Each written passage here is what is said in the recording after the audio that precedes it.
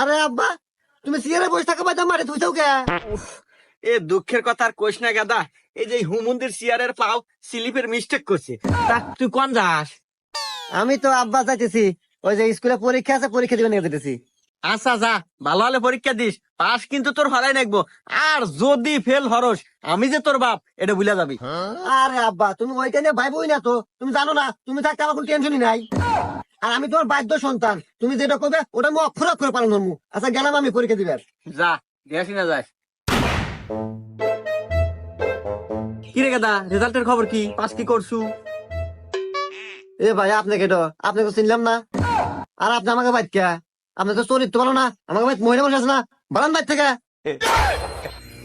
ইয়ে হুমুন্দির সাল কি কয় রে? আমি তোর বাপ। না, এ মা, এ আমার বাইক পাগল ছাগল আছে, বাইতে বাইরে যাও তো।